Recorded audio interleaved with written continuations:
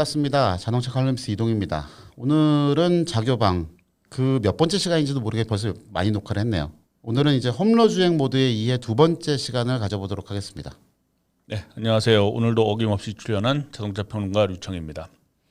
네, 그래서 이게 지난번에 녹화할 때 지난번 영상에서 나갔었던 거가 그 홈러 주행 모드라는 게 기본적으로 뭐고 네. 어디에서 시작이 됐고 어떤 목적으로 됐다는 걸 얘기를 쭉 했었잖아요. 네.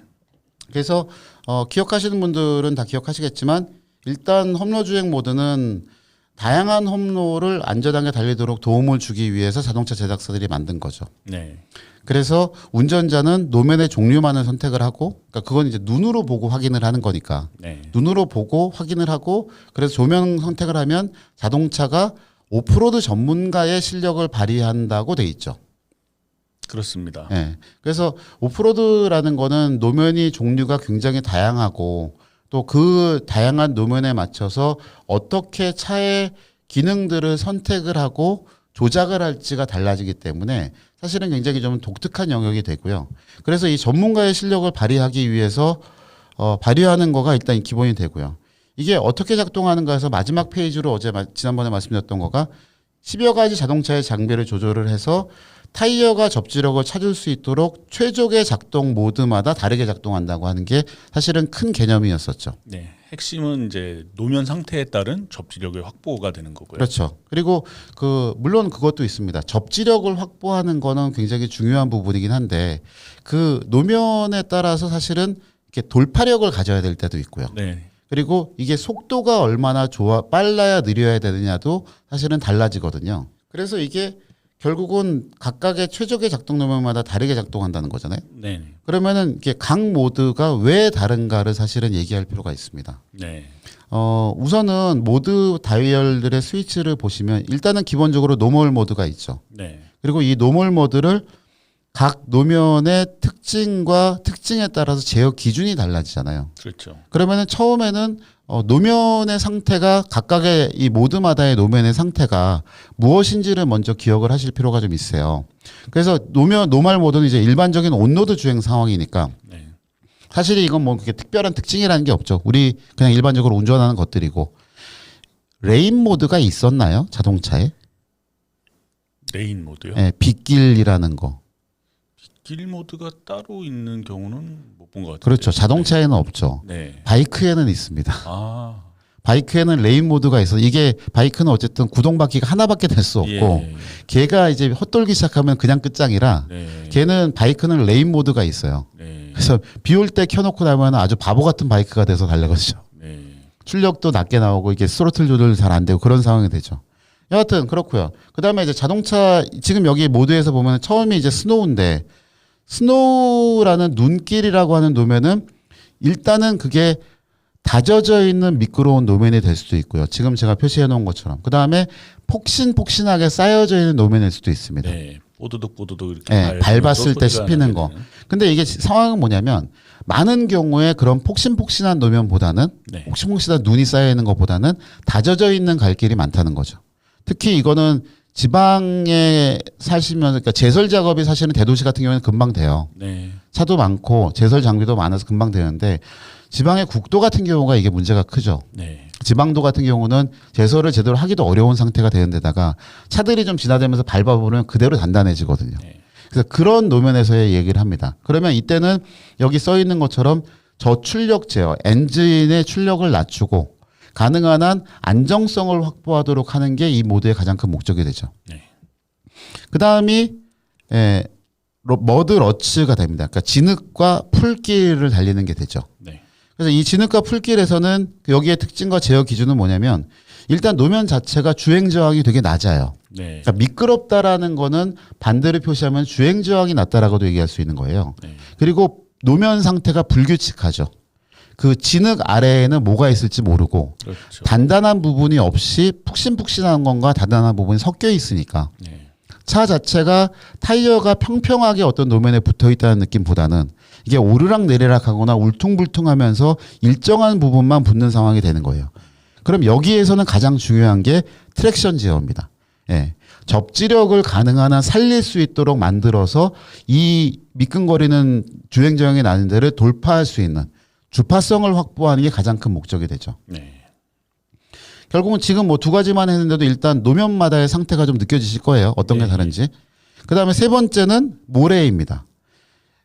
모래가 생각보다 되게 나오기 힘들어요. 아, 어렵습니다. 네. 모래 운전 해보신 적 있으시죠? 네. 저 몇 번 곤란을 겪은 적이 있었는데 대표적인 경우가 이제 모래 빠졌을 때였죠.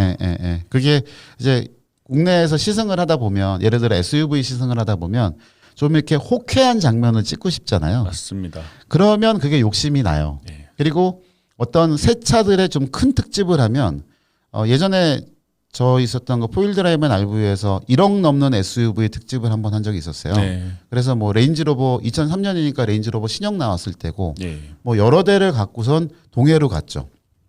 동해안에 가서 그 촛대바위 있는 그 해수욕장 동해 해수욕장에서 네. 새벽에 해 뜰 때 바닷가에 밀어놓고 배경으로 사진 찍자 이렇게 된 거예요. 아, 들어갔죠. 네. 네. 그래서 처음에 들어가서 움직이면서까지는 잘 들어가는데 이제 사진 기자가 욕심이 나니까 조금만 더 물 쪽으로 가봐 한 게 이제 파타에 나서 네. 대충 빠졌어요. 네. 빠졌어요. 일단 차들이 빠졌어요. 근데 빠졌는데 그 빠져서 대충 세워놓은 게 꽤 멋있게 서 있는 거예요. 그리고 네. 이제 해는 뜨기 시작했고 예. 찍었어요. 사진은 정말 근사하게 나왔어요. 자 이제 철수하는데 딱 한 대만 모래사장을 자력으로 나오고 나머지 세 대는 다 끌어냈죠. 한겨울이었는데 정말 이렇게 그 마을 들어가서 뭐 장판이나 나무 조각 얻어와서 하고 네. 삽 빌려서 바닥 파고 네. 거기다가 모래 집어넣고 고생 그랬었습니다. 많으셨겠습니다. 그래서 모래 노면이 생각보다 빠져나가기가 굉장히 어려워요. 네. 그래서 이 모래 노면은 특징상 주행 저항이 크다는 게 가장 큽니다. 네. 그러니까 이게 모래라는 게 우리도 알다시피 모래밭에서 달리기 하면 운동량 되게 크잖아요. 그렇습니다. 그게 발이 푹푹 빠져서 그렇거든요. 자동차도 네. 마찬가지로 타이어에 무게가 걸리면 그게 밑으로 들어가기 때문에 네. 타이어 앞에 언덕이 생기는 거나 마찬가지예요. 네. 그러면 그거를 넘어야 되는데 이 언덕이 딱딱하지 않고 부드러운 거죠. 그러니까 이 언덕을 넘으려고 엔진에 힘을 가해서 훅 돌리면 그 언덕을 올라갈 것 같았지만 실제로 그 언덕을 파내는 거가 되는 거죠. 뭐 눈이라든가 뭐 풀이라든가 그런 것만 해도 사실 밑에 땅이라는 그 단단하게 받쳐주는 게 있기 그렇죠. 때문에 그 부분만 어떻게 해결을 하면은 이렇게 치고 나올 수 있는 그런 그 원동력이 생길 수가 있는데 네. 모래 같은 경우에는 그 받쳐주는 것들이 상당히 약하기 때문에 네. 더 빠져나오기가 힘든 거죠. 그리고 모래를 나오기 위해서 계속 엑셀을 돌려서 밟다 보면 네. 이게 바퀴만 땅을 파고선 쓱 내려가서 네. 제일 최악의 사태가 걸립니다. 이렇게 배가 땅에 딱 닿아버리는 거죠. 이게 바퀴가 이렇게 돼 있고 배가 차의 바닥이 모래바닥이랑 딱 묻혀버리는 경우가 생기죠. 네. 정말 난감합니다. 이러면. 이게 끌어도 안 움직여요. 배를 모래가 약간 썰매 같은 개념이 되는 거니까. 그 상태가 됐을 때는 이미 타이어와 그 모래가 서로 닿아서 이 타는 냄새가 또 지독하게 그렇죠. 올라오기 때문에 아주 괴롭죠. 생각만 해도 괴로운 상황입니다. 괴롭습니다. 그래서 이때는 사실은 보면 약간 바퀴가 헛도는 거를 허용을 좀 해서 네. 엔진의 출력을 높이고 고출력을 해갖고 탈출성을 확보하는 거예요. 그러니까 이 바로 앞에 있었던 머드 러치에서 나오는 주파성을 확보하는 거하고 탈출성을 확보하는 거는 좀 다른 개념입니다. 네. 그래서 샌드 모드가 그렇게 되고요. 그 다음에가 마지막으로 락 모드가 있죠. 네, 락 모드는 바위길입니다. 네. 바위길인데 락 모드는 사실은 국내에서는 많이 보기 힘들어요. 네. 일단은 국산차 브랜드에 락 모드가 달려 있는 거가 없지요. 없죠. 예, 모하비는 드라이브 모드를 셀렉트할 수 있는 게 없고, 네. 그다음에 그 G4 엑스턴 같은 경우도 드라이브 모드가 없지요. 걔도 네. 하이로우 레인지를 선택을 하고 뭐 그런 것만 할 수 있어 락 모드가 없기 때문에 실제로는 이제 랜드로버의 일부 모델들, 그다음에 지프의 일부 모델들, 뭐 그 정도에만 사실은 락 모드가 들어갑니다. 일단 뭐 렉스턴 스포츠 같은 경우에는 이제 선택사항으로 로킹 디퍼런셜 들어가는 그런 네. 것들이 있기는 하고 이제 그게 어느 정도 이제 바위로 올라갈 때 약간 도움을 주기는 합니다. 그렇죠. 예. 그러니까 오프로드에서 도움을 주는 장비인데 지금 여기에 있는 것처럼 락 모드로 아예 모드를 빼놓고 네. 움직이는 건 아니라는 거죠. 그렇죠. 그래서 락 바위는 노면 상태가 일단 단단해요. 그러니까 접지력은 있다고 보는 게 맞아요. 네. 그런데 이게 요철이 크기 때문에 그 요철을 넘어가려면 엔진의 힘이 굉장히 크게 필요하죠. 네. 그러면은 출력은 높아야 되는데 문제는 뭐냐면 이게 바위가 있고 여기에 타이어가 닿았어요. 타이어가 닿아서 얘를 올라가려면 힘이 세야 되는 것도 있지만 얘가 접지력을 잃어버리면 사실은 그렇죠. 절대로 못 넘어갑니다. 네. 걸고 넘어가는 개념으로 생각을 그렇죠. 해야 되니까. 걸어서 타이어가 붙어 있어서 올라가야 되거든요. 네. 그러면 이게 고출력이면서도 트랙션 제어를 굉장히 세게 들어와야 돼요. 그러니까 트랙션 제어라고 하는 바퀴가 헛도는 거를 감지할 때마다 브레이크를 세게 걸어서 네. 멈춰줘야 되는 거죠. 근데 이게 세게 건다는 이유가 엔진의 출력도 높은데 거기다가 브레이크 제어까지 세게 들어오려고 하니 이 락 모드를 잘못 사용하게 되면은 각각의 브레이크를 제어하는 ABS 모듈이 과열되는 경우도 생기는 거죠. 그래서 이 금방 얘기했던 그 렉선 스포츠가 이제 디퍼렌셜이 그 일종의 LSD가 들어가는 거잖아요. 네. 그럼 LSD라고 하는 거는 기계 방식에 의해서 좌우의 토크 차이로 이 바퀴를 막대기처럼 이어주는 방식인데 네. 이게 편한 게 그런 거예요. 그러니까 바퀴의 회전을 브레이크로 잡는 트랙션 컨트롤은 ABS 모듈이 과열되면 뻑이 납니다. 그야말로. 그러면은 이게 TCS가 완전히 먹통이 되고 나면 네. 그때서부터는 ABS도 안 먹을 가능성이 생겨요. 그럼 오프로드에서 진짜 오도 가도 못하는 상황이 생기는 네, 거죠. 네.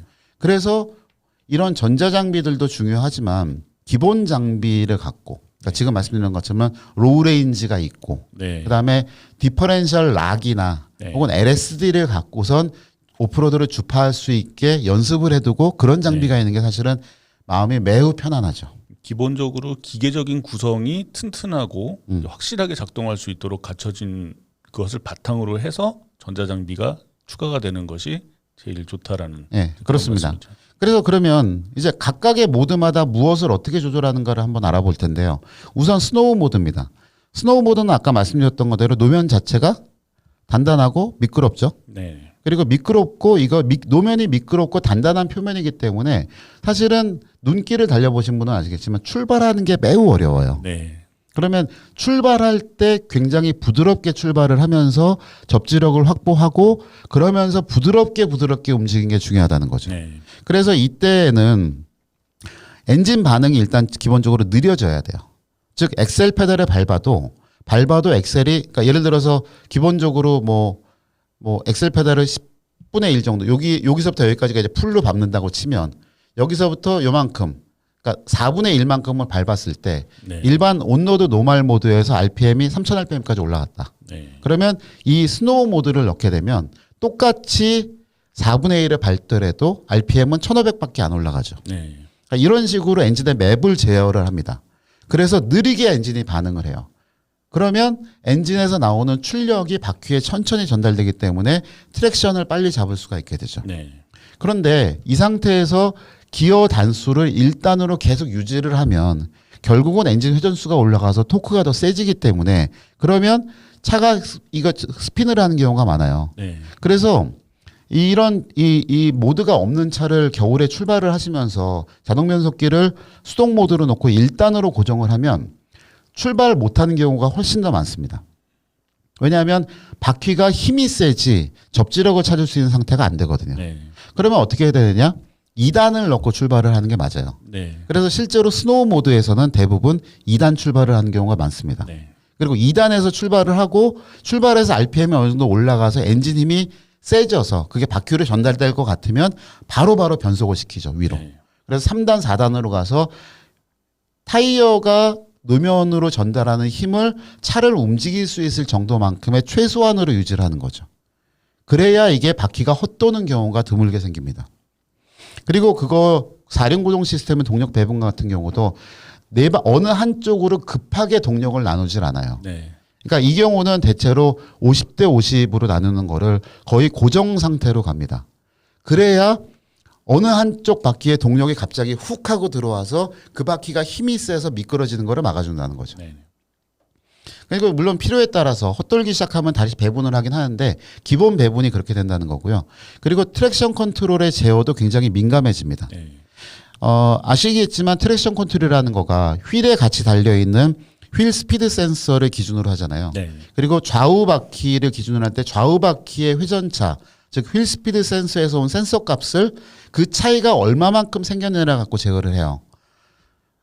이게 민감하게 작동을 하려면 요게 바퀴가 한 바퀴 도는 거라고 하면 대체로 270도 정도로 돌았을 거예요. 좌우 바퀴 회전차가 270도가 생겼을 때 그 정도에서 트랙션 컨트롤이 작동을 해버리게 만드는 경우가 많습니다.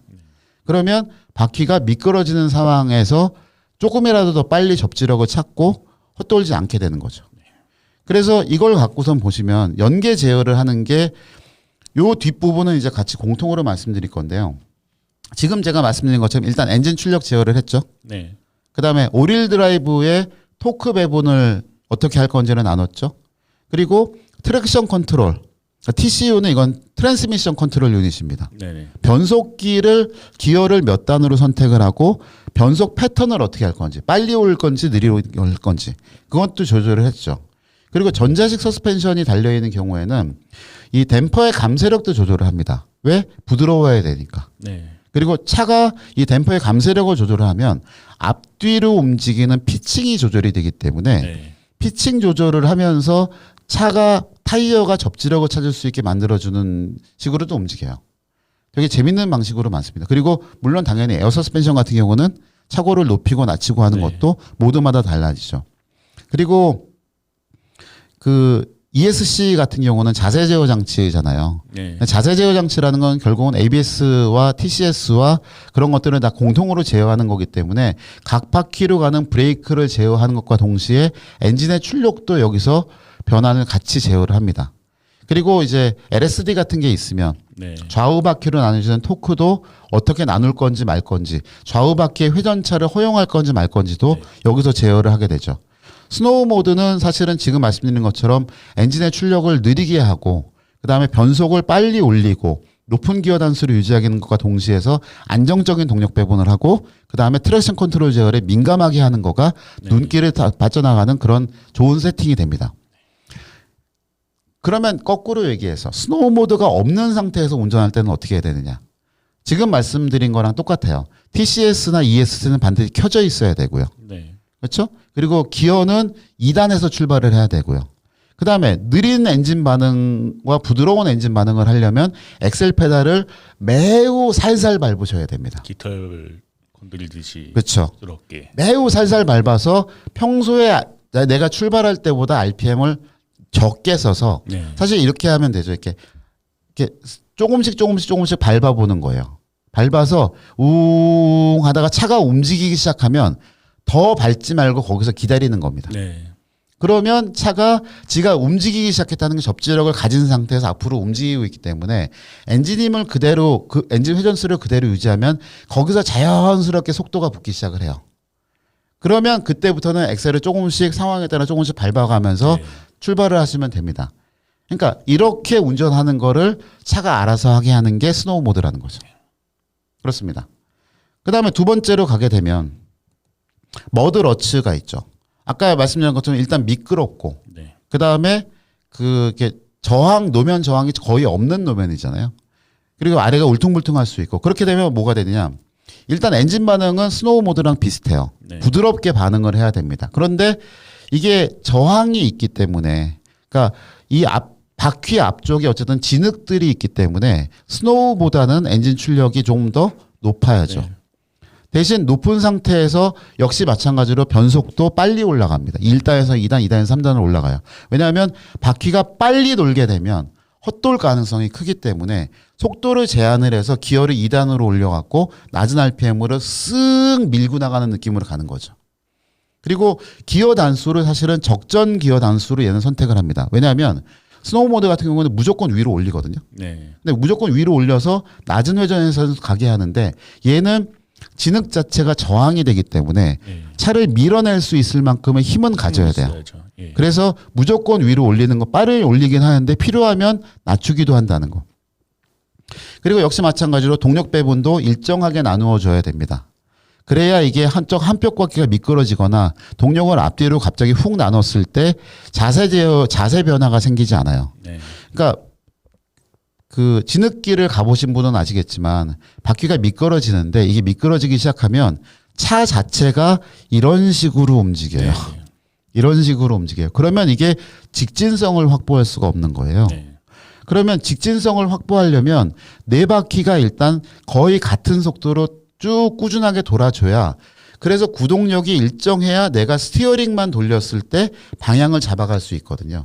근데 이 상황에서 접지를 찾고 방향성을 찾겠다고 동력 배분을 앞이나 뒤로 보내버리면 네. 그게 더 어렵게 움직이는 거예요.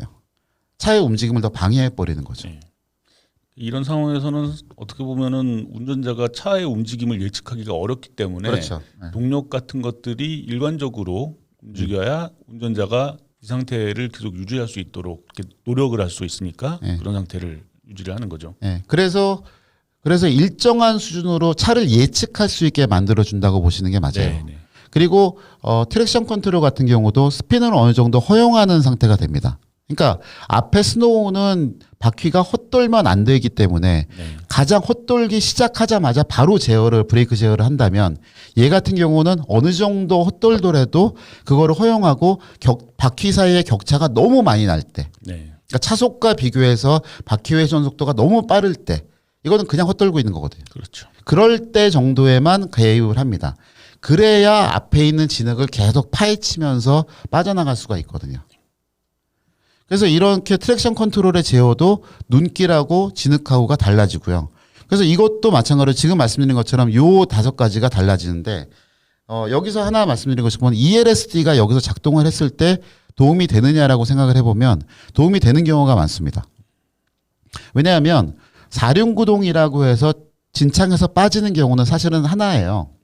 대각선 스톡이라는 게 있거든요. 네. 그러니까 흔히 말하는 대로 엔진에서 만들어진 힘이 가운데 센터 디퍼런셜에 왔다가 센터 디퍼런셜이 잠겨서 앞뒤로 50대 50으로 배분을 했어요. 네. 그러면은 앞쪽으로 간 50%와 뒤쪽으로 간 50%는 무조건 돌아가게 됩니다. 네. 그런데 뒷바퀴의 좌우 중에 하나가 헛돌기 시작을 하면, 그러면은 엔진에서 온 힘 50%의 하나는 이쪽으로 가서 헛돌고 있는 거예요. 네. 왜냐하면 오픈 디퍼런셜 같은 경우는 대부분 빨리 돌아가는 바퀴 쪽으로 엔진의 출력이 계속 가기 네네. 때문에 헛돌 수밖에 없거든요.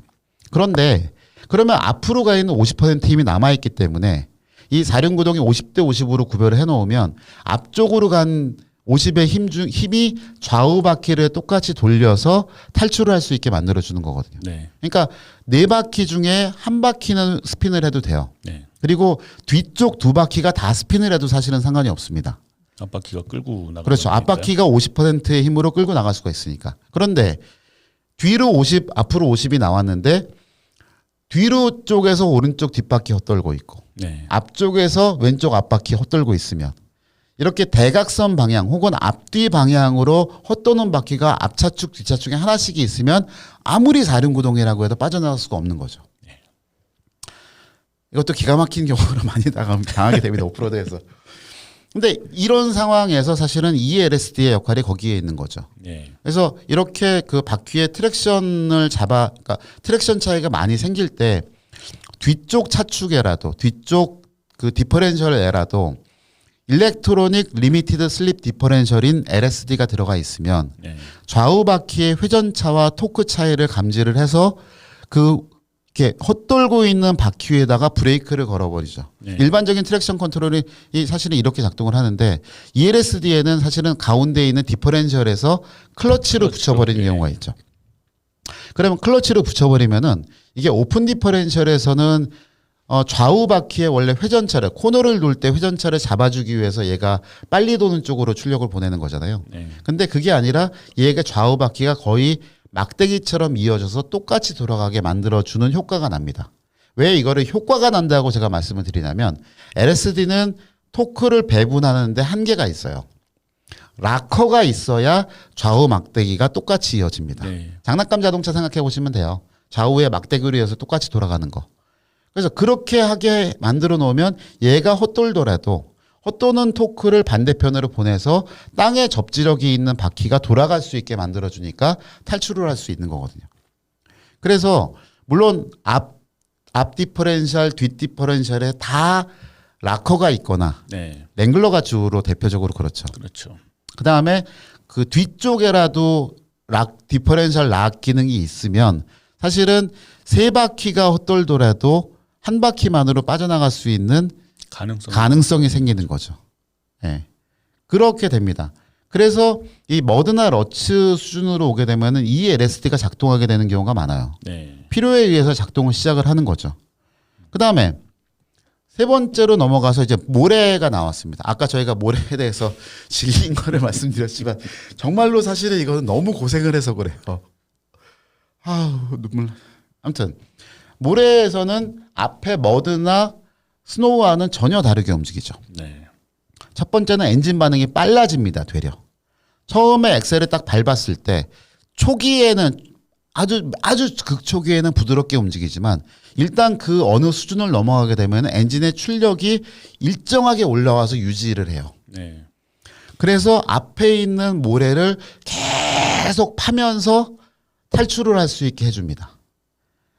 그리고 그렇게 하려면 그 중간에 이렇게 파고 있는데 우웅 하고 있는데 기어가 바뀌면서 덜컥 우웅 하면 거기서 빠져요. 빠지는 거죠.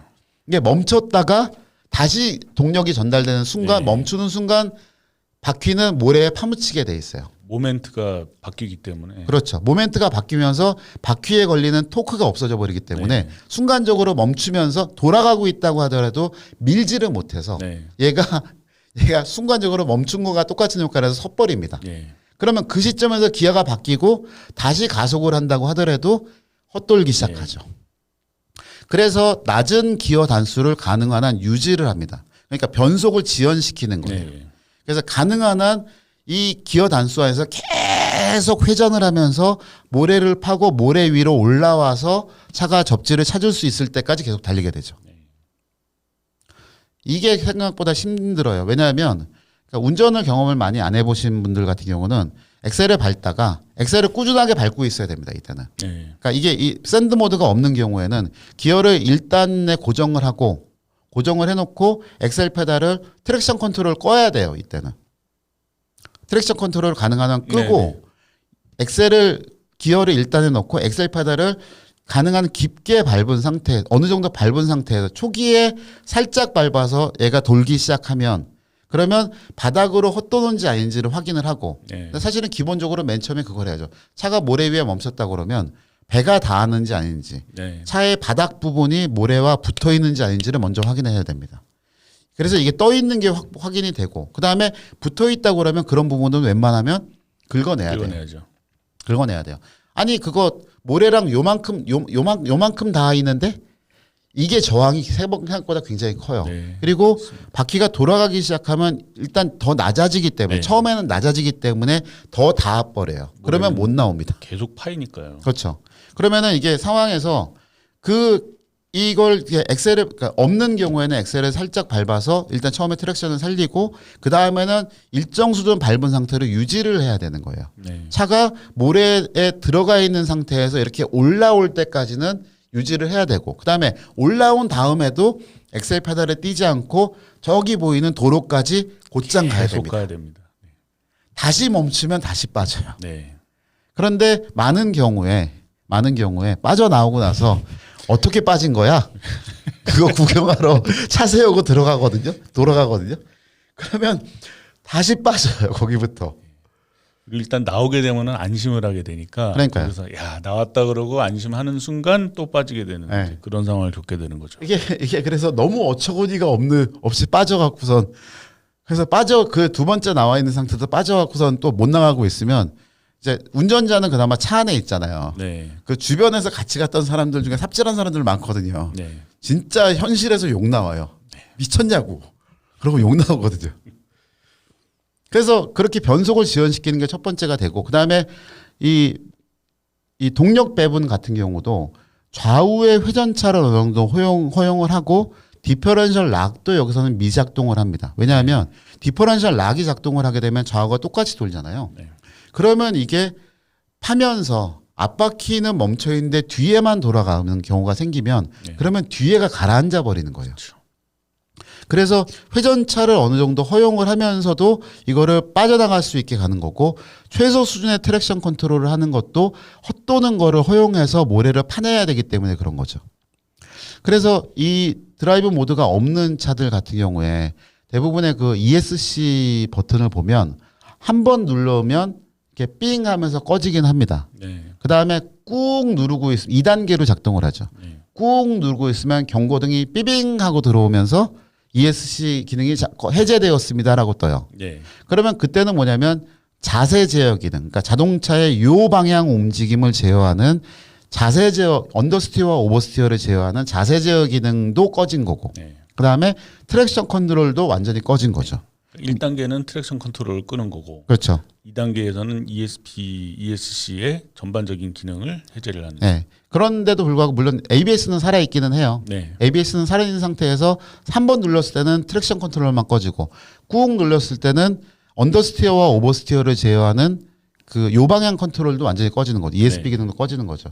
그런데 그래서 이제 모래밭에 빠졌을 경우에는 이 샌드 모드가 없는 차 같은 경우에는 트랙션 컨트롤을 끄시고 그 다음에 기어를 1단으로 고정을 하고 네. 그 다음에 엑셀 페달을 처음에 살짝 그 다음에 아까 말씀드린 것처럼 차 바닥이 닿아 있는지 아닌지 확인을 하고 그걸 정리를 하시고 그 다음에 엑셀 페달을 살짝 밟아서 일단 차가 움직이기 시작할 때쯤 되면 적정 수준으로 밟아서 계속 바퀴가 돌아갈 수 있도록 그리고 모래 위를 올라올 수 있을 정도로만 바퀴가 회전을 계속 시켜줘야 되는 거죠. 네. 그리고 그래서 올라온 다음에는 마른 노면까지 계속 가시는 게 중요합니다. 그러면 이제 뒤에서 삽질하던 사람들이 야 우리 태우고 가 그러는데 안 돼. 끝까지 가셔야 돼요. 네. 가야지 탈출하는 겁니다. 네. 예, 그게 가장 핵심이에요. 그리고 나서 그래서 이게 얘네들 제어하는 거가 역시 마찬가지로 ELS나 이런 것도 제어하는 게 같이 다 포함이 되고요. 그다음에 마지막으로 있는 게 락 모드죠. 네. 락 모드는 로우 레인지에서만 작동을 합니다. 그러니까 트랜스퍼 케이스에 하이와 로우가 있어서 이거를 우리나라 말로 하면 이걸 부변속기라고 하더라고요. 네. 네. 그러니까 주변속기가 1단서부터 5단까지가 있으면 부변속기는 2단짜리 변속기인 거죠. 감속 기어가 더 들어가 있는. 그렇죠. 2단짜리여서 평소에는 2단으로 달리다가 네. 하이 모드가 2단인 거고 네. 로우 모드가 1단 기어에 해당이 되는 거예요. 네. 그래서 앞에 변속기 8단 변속기는 그대로 있고 요 뒤에 2단짜리가 달려서 평소에는 2단으로 가다가 1단으로 내리면 감속이 되는 거죠. 네. 네. 그래서 감속이 되면 차의 속도는 같은 회전수를 기준으로 할 때 차의 속도는 느려지고 네. 엔진의 힘은 그거만큼 커지게 크게 되죠. 전달되는. 네, 토크는 그거만큼 커지게 됩니다. 그래서 이 락 모드는 주파하기가 굉장히 어려운 길이라는 것을 기본으로 깔고 있기 때문에 일반적인 앞바퀴 굴림 SUV들 그 다음에 오프로드를 헤비 듀티 오프로드 하드코어 오프로드를 갈 거라고 생각하지 않는 후륜구동 도시명 SUV들에는 아예 넣지를 않습니다. 그래서 락 모드를 그렇게 넣어놓으면 로우 레인지에서만 일단 작동한다는 것 자체가 네. 기본적으로 4H와 4로우를 선택할 수 있는 하드코어 오프로더인 경우가 많고요. 네. 그러니까 흔히 지금으로 얘기하면 약간 좀 정통 SUV 같은 느낌? 네. 원래 SUV들이었죠. 네. 거기에서만 그런 차들에만 달려있는 경우가 많고요. 그리고 엔진 토크 맵도 굉장히 부드럽고 점진적으로 작동을 합니다. 그래서 이게 아까 말씀드린 것처럼 이게 바위가 있고 장애물을 이렇게 차가 가서 탕 하고 넘을 때는 이거를 펑 하고 치면은 튕겨나가요. 네. 타이어는 고무기 때문에 펑 하면 튕겨나가지 올라가지 못합니다. 그러면 어떻게 해야 되냐면 바퀴를 여기다 대고 타이어를 여기다 이렇게 딱 대고 얘가 쓱 돌아가면서 감아서 올라갈 수 있게 만들어줘야 되는 거죠. 그러려면 엔진 반응이나 엑셀 반응 자체가 되게 점진적으로 나와야 되고 이게 스노우 모드 때하고 사실은 거의 비슷해요. 근데 네. 스노우 모드만큼 이렇게 느려지는 건 아니고 걔보다는 조금 더 빠르지만 그렇다고 노멀 모드보다는 조금 느려지죠. 네. 거꾸로 얘기하면 스포츠 모드가 되면 이 맵이 바뀌면서 엑셀 반응이 빨라지죠. 네. 그거의 반대 경우라고 보시면 됩니다. 그렇죠? 그리고 이제 트랙션 컨트롤도 아까 말씀드린 것처럼 있다면 그게 민감하게 작동을 해서 회전을 미끄러지는 경우를 방지해서 일단 바위 위에 올라간 다음에는 헛돌지 않고 계속 타고 넘어갈 수 있게 해주는 거고요. 네. 그리고 많은 경우에 락 모드에서는 변속기도 1단에 고정이 됩니다. 가능한 한 많은 힘을 써야 된다고 생각하기 때문에 일단의 변속기를 고정을 하고요. 그 다음에 에어 서스펜션이 달려있는 경우는 당연히 지상고도 높이게 되죠. 그래서 그 SUV들 보면은 뭐 에어 서스펜션 같은 경우에 특별한 경우에 지상고가 몇 미터 더 올라간다 그런 거 있잖아요. 네네. 그러니까 그런 경우가 대부분 이런 거에 해당되는 거예요. 락 모드에서 예전에 디스커버리 3였었나 그 이후에 나온 것들이었나는 이렇게 가다가 에어 서스펜션을 오프로드 높이로 높였어요. 네. 그리고 가다가 차의 바닥이 닿으면 그러면 이거를 센싱을 해서 차고를 20mm인가 27mm인가를 더 높이는 기능, 그러니까 약간 좀 이머전시 하이트, 네네. 비상시 최저지상고 그런 거를 확보하는 기능도 있었거든요. 그래서 어쨌든 최저지상고를 가능한 한 높여서 빠져나갈 수 있도록 도와주는 기능을 하는 거죠. 예, 그렇습니다. 그래서 락 모드까지를 보게 되면 지금 여기에 있는 것처럼 이제 얘들이 모두가 다 각각이 엔진의 기능, 엔진과 그런 것들이 모든 장비들을 다 동원해서 이렇게 전문가가 운전하듯이 하는 거를 구현을 해놓은 거고요. 그러면 드라이브 모드가 사실은 다 회사마다 다 있습니다. 네. 랜드로버 있고 지프도 있고 하다못해 현대도 있고요. 네. 그래서 이런 모드들이 여러 회사들에 다 있는데 네. 뭐 집도 있고 당연히 랜드로버 있고요. 그리고 이제 뭐 우리 알고 계시겠지만 현대도 있죠. 터레인 모드라고 해서 달려서 나옵니다. 네. 이게 브랜드마다 조금씩 달라요. 알겠죠.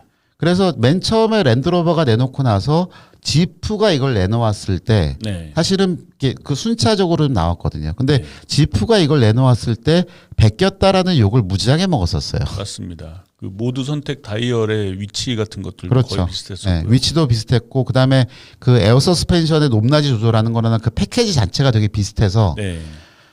그때 제가 다임러 크라이슬러 근무하고 있었거든요. 짜증나. 나중에는 제가 랜드로버 코리아에도 근무를 제규어 랜드로버 코리아에도 근무를 했었지만 네. 여하튼 그때는 저는 집에 근무하고 있었던 때였기 때문에 그거 욕먹는 게 너무 가슴 아팠거든요. 왜냐하면 독자 개발 몇 년 하다가 한 1년쯤 늦게 나온 것 뿐인데 네. 그래서 모드가 브랜드마다 다릅니다. 왜 다르냐면 회사마다 환경이 달라요. 일단 그 브랜드가 속해 있는 국가가 다릅니다. 네네. 그러면 집은 미국이잖아요. 네. 미국의 오프로드라고 하면 대표적인 데가 어디죠? 뭐 루비콘 트레일이나 뭐 모하비 같은 곳이죠. 그렇죠. 그러면 모압이라든가 네. 뭐 루비콘 트레일이라든가 그런 데를 가보면 대부분이 바위와 산길이고 네. 바위로 구성된 산길이고요. 그 다음에 물론 그리고 이제 중간에 가면 이제 사막이 있죠. 모래로 된 사막들이 있고 나대지가 있고 흙길이 넓게 펼쳐져 있는 길들이 많잖아요. 네. 물론 뭐 이제 어디입니까? 저 플로리다 같은 데 가면 진창도 좀 있고 네. 그다음에 이 산맥 쪽으로 가면 산길에 흙길도 있고 네네. 그렇긴 하지만 인들도 있고요. 예. 루비콘 트레일이라는 거를 통과하는 거를 트레일 레이티드라고 진짜 붙여서 팔 정도였었으니 네. 그 트레일 레이티드를 하는 거는 기준이 거기였던 거예요. 지프는. 네. 그러면 지프는 돌길을 지나가는데 굉장히 특화가 되어 있는 차죠. 네. 그래서 랭글러 같은 경우도 이 휠 트래블을 맞추기 위해서 그 TJ 랭글러가 처음 나왔을 때 네. 그때도 코일 스프링에 리지드 엑스를 조합을 했었던 것도 사실은 그 휠 트래블을 확보를 해서 바위를 타고 넘을 때 네. 얘가 이렇게 기울어지더라도 차체는 수평을 유지하고 접지력을 확보할 수 있도록 만들었던 거거든요. 네. 그래서 이게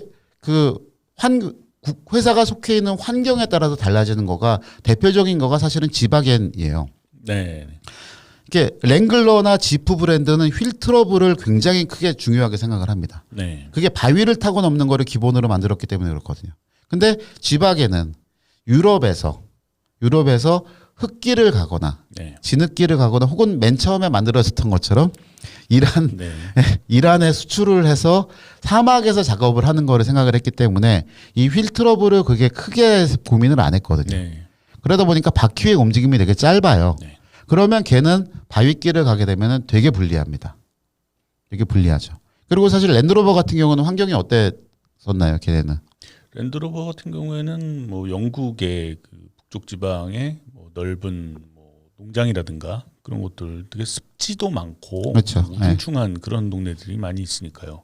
그런 쪽을 고려를 해서 만들었겠죠. 예, 그러면 그게 거기를 이제 주로 하이랜드 뭐 그렇게 얘기를 하잖아요. 네. 그럼 하이랜드라는 데는 가보면 이제 진흙이 있고, 그러니까 풀이 듬성듬성이 있는데 그 바닥은 질척질척한 곳들이 많죠. 네. 그래서 그런 데를 돌아다녀야 하려면 바닥이 닿는 경우가 많잖아요. 네, 결국. 그렇습니다. 그래서 이게 그 차를 개발할 때 제가 기억하는 것 중에 뭐가 있냐면 디퍼렌셜이, 그러니까 흔히 말하는 그 수박통. 네. 앞쪽이 리지드 엑셀이고 디퍼렌셜이 있고요. 그다음에 뒤쪽이 리지드 엑셀이고 디퍼렌셜이 있는데 네. 그 디퍼렌셜의 위치가 앞에하고 뒤에하고가 똑같아요. 네. 가운데 있을 수 없거든요.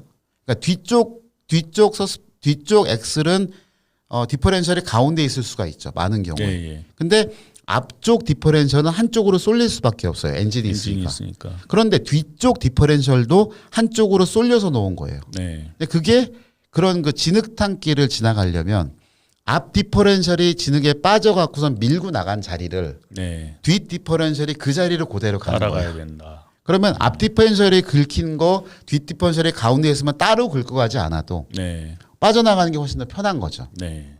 그러니까 그게 결국은 랜드로버라는 브랜드가 태어나고 성장했던 그 국가의 배경에 따라서 달라졌던 거거든요. 결국은. 네.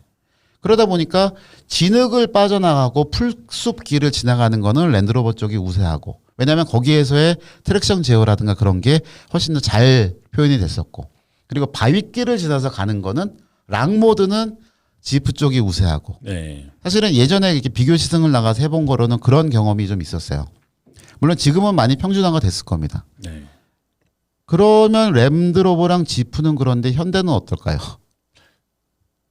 우리나라의 오프로드 환경을 생각해 보면은 그렇게까지 막 하드코어한 뭐가 나온 것 같지는 않은데. 네. 근데 그 제가 들었던 얘기로는 샌드 모드를 굉장히 많이 신경을 썼대요. 샌드하고 스노우를. 네. 그러니까 되려 머드는 별게 아닌데 빠지면 못 빠져나오는 데가 모래고, 네, 우리 아시다시피 그렇죠. 그랬고, 예. 그다음에 일반 주행 상황에서 가장 도움을 줄 수 있는 게 스노우 모드이기 때문에 네. 그 두 가지를 가장 신경을 써서 개발을 했다고 그러더라고요.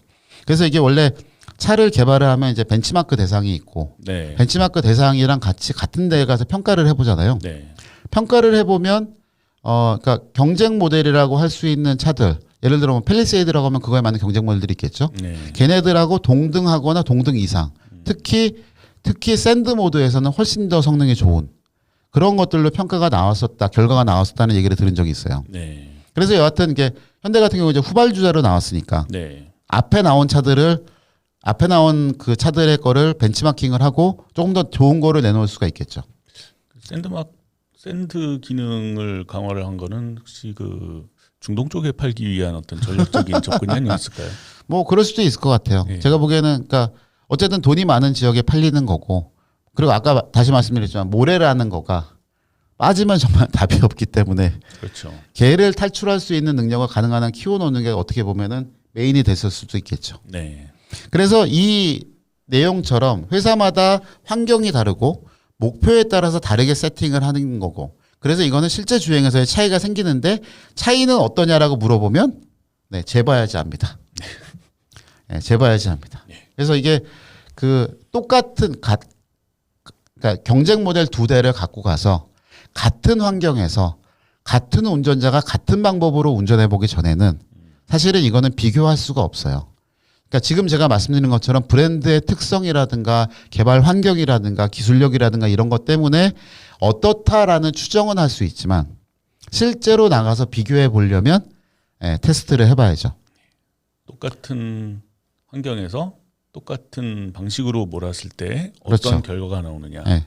그래서 뭐 샌드 모드 같은 경우도 들어가가지고 같은 모래사장에서 네. 몇 킬로로 들어가서 서 있다가 다시 출발하면서 어떻게 가는지. 네. 그다음에 모래사장도 그게 평지도 있지만 사실은 경사로가 있잖아요. 네. 모래사장 경사로에다가 세워놓고 출발을 하면서 이게 탈출했다 안 했다를 어떤 식으로 봐야 되냐면 거리를 두고요. 네. 그러니까 언덕을 올라가는 거리를 두고 이 거리를 주파하는 시간을 재는 방법도 있고요. 네. 그다음에 평지에서는 출발해서 몇 킬로에 도착했느냐를 도착하는 시간을 재는 것도 방법입니다. 네. 그러니까 시속 몇 킬로에 도착해서 하는 걸 재보면 성능 차이가 나오겠죠. 네.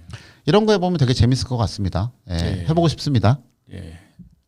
해외 해보고 싶기도 하고 또 할 때 또 준비를 많이 해야 되겠죠. 뭐 견인차와 굴삭기 그런 것들도 동원을 해야 될 거고요. 예. 동네에 있는 이제 트랙터 어느 집에 트랙터가 가장 큰지 가서 미리 보고 오고 네. 뭐 어느 집에 세레스가 있는지 가서 미리 보고 오고 네. 전화는 터지는지 확인해 봐야 되고 아유 어렵습니다. 네. 꼭 가실 때 같이 불러주시기 바랍니다.